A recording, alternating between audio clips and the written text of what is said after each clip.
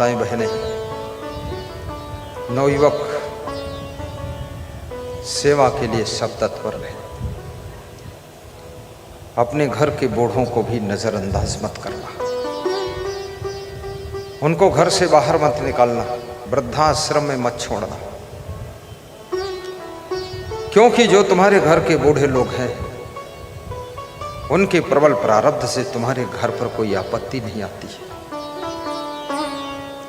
भगवान तो तुमसे सेवा लेने के लिए कभी आएगा ही नहीं, वहीं बुजुर्गों के रूप में ही भगवान आता है।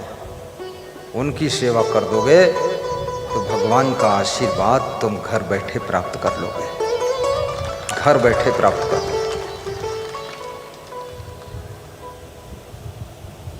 नेपालगंज से काठमांडू बस जा रही थी, 60 सवारी बैठी थी। बादल घिरे हुए थे, बिजली कड़क रही थी, ड्राइवर डर रहा था। बिजली चमक कर बस के पास आ जाती थी। ड्राइवर को भय लगता था बिजली कहीं बस पर न गिर जाए। चौड़ी सड़क जहां मिली वहां बस रोका, सवारियों से कहा कि उतरो, इसमें कोई पापी बैठा है जिसके कारण बिजली बार बार चमक चमक कर बस के पास आती है। उतरो एक एक करके। सामने वृक्ष लगा है, उसको छुओ जाकर, जो पापी होगा उसके ऊपर बिजली गिरेगी। सब गए, उस पेड़ को छू छू कर आए, बिजली नहीं गिरी। एक बूढ़ा बचा, 59 लोग जाके आ गए। बूढ़ा बोला मैं नहीं जाऊंगा छूने के लिए, बस में ही बैठा रहूंगा। मुश्किल से चढ़ पाया, उम्र ज्यादा है, 70 साल। ड्राइवर ने कहा उतरना पड़ेगा। सब सवारियां अड़ गई, तेरे को उतरना पड़ेगा, पेड़ को छूना पड़ेगा, तू ही पापी हो सकता, तेरे कारण सब मर सकते हैं। अब बिजली गिरी बस पर तो जल जाएगी, बस राख हो जाएगी। बूढ़े को ढकेल कर जबरदस्ती उतारा। बूढ़ा रेंगता हुआ गया और ज्यों ही उस बूढ़े ने पेड़ को छुआ त्यों ही बिजली जोर से कड़की और धड़ाम से गिरी। लेकिन बिजली कहाँ गिरी?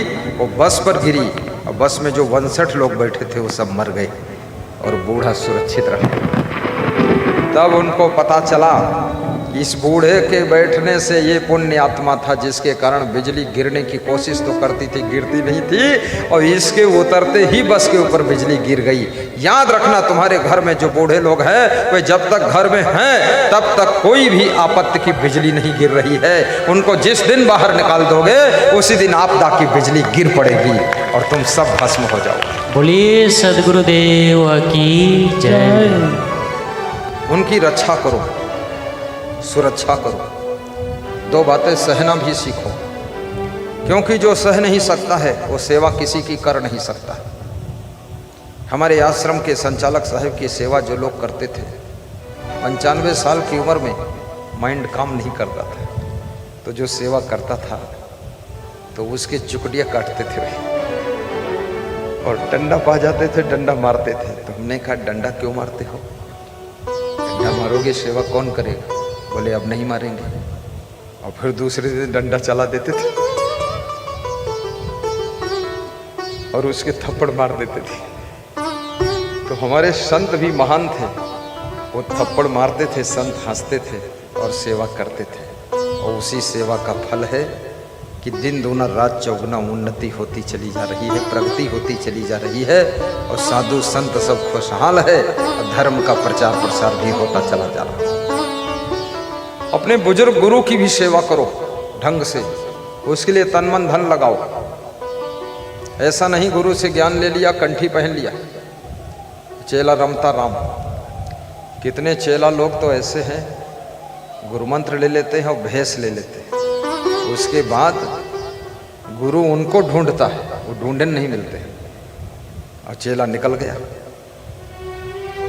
कहीं यहाँ पुजा रहा, कहीं वहाँ पुजा रहा, बड़ा पंडा पुजारी हो गया।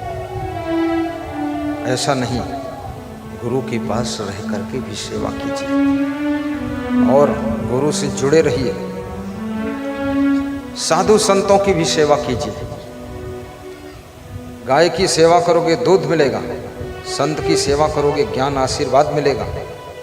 और याद रखना, बुजुर्गों की सेवा में करोगे तो जो कहीं नहीं मिला वो सब कुछ मिलेगा, जरूर मिलेगा। पति की सेवा करने से सुहागवती रहने का मिल जाता है।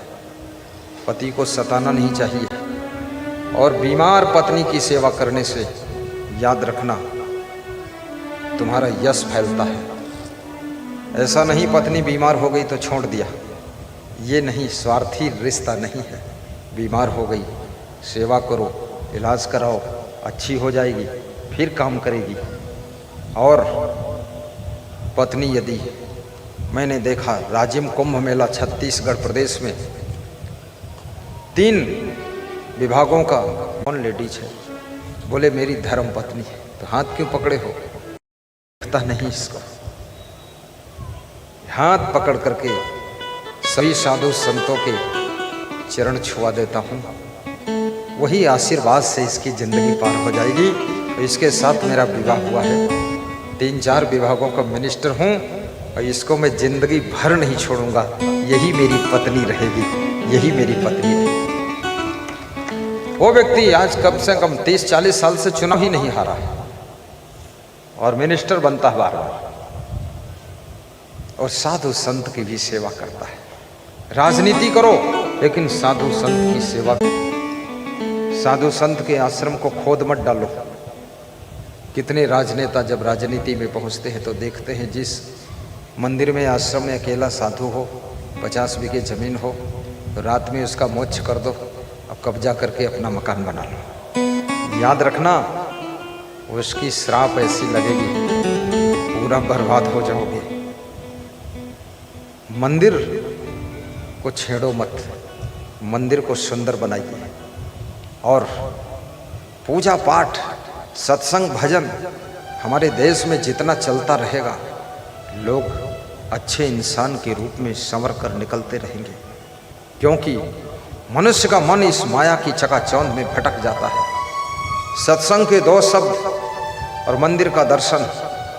मस्जिद में ये जो नमाज पढ़ते हैं मुसलमान भाई, इसलिए बहुत से मुसलमान भाई बड़े अच्छे विचारधारा के, ये तो उत्पात खुराफात वही करते हैं जो मस्जिद में नमाज भी कभी पढ़ने जाते ही नहीं, और न तो ज्ञान सीखते कहीं पर, बस फालतू बात करते रहते हैं। याद रखना, नमाज हो या पूजा हो, दोनों प्रेम करना सिखाते हैं।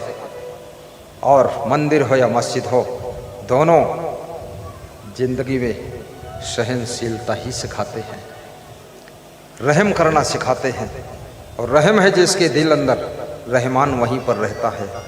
रहम न जिसके दिल अंदर, शैतान वहीं पर रहता है, शैतान वहीं पर रहता है। मंदिर में तो मूर्ति धरी है, मस्जिद सफम सफाई है, और दिल दरगाह में झलक रहा है। कैसी नूर खोदाई है, कैसी नूर खोदाई है।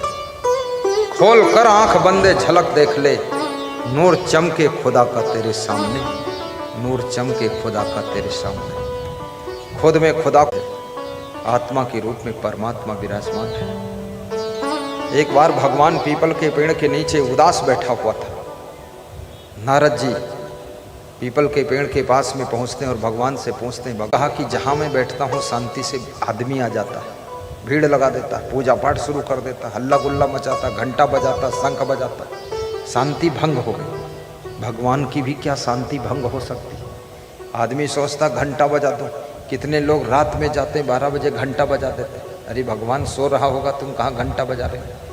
घंटा बजाने की भी तो कोई टाइम है, तुम डिस्टर्ब कर रहे हो। कितने मंदिरों में तो 3 बजे उठकर ही चालू कर देते हैं, 1 बाल्टी पानी भगवान की मूर्ति पर डाल देते। भगवान भी भाग गया होगा मंदिर से कि 3 बजे गहरी नींद आती हुई बाल्टी भर पानी डाल दिया इसने। मैं तो एक आश्रम पर गुजरात में गया, 3 बजे वहाँ एक इतना मोटा डंडा लेकर के आदमी आता था, बूढ़ा जैसा, बोलता था ओम उठो उठो, ओम ओम उठो उठो। तो कम से कम 1000 लोग सोए थे बड़े हाल में, मैं भी था वहाँ। तो हमने कहा इधर आओ, 3 बजा है, पहले अपने गुरु के पास जाओ, उसके गेट में डंडा मारो, वो सो रहा है, यहाँ ओम ओम फालतू कर रहे हैं। 4 बजे से पहले उठने ही नहीं, इधर जगाता उधर सो जाते लोग। अगर आपके ज्ञान का प्रभाव है तो इतना डंडा लेकर के इनको जगाना, सोने ना देना, ये कोई सत्संग है? याद रखना, मंदिर में भी 10 बजे के बाद बंद करो पूजा पाठ और सवेरे 5 बजे शुरू करो। भगवान को भी रेस्ट लेने दो। भगवान रेस्ट ले न ले लो, उसमें पुजारी को तो रेस्ट लेने दो कम से कम। वहाँ जो साधु संत रहे, पूजा पाठ में भी विवेक होना चाहिए। हल्ला गुल्ला मचाना, कैसेट बजा देना, शोरगुल कर देना। सवेरे विद्यार्थी पढ़ रहे हैं, उनका एग्जाम है, वहाँ आवाज़ आ रही, उनका मन छितर बितर हो रहा, डिस्टर्ब हो रहा, बहुत बड़ा पाप लगेगा। पूजा का मतलब है विवेक करिए।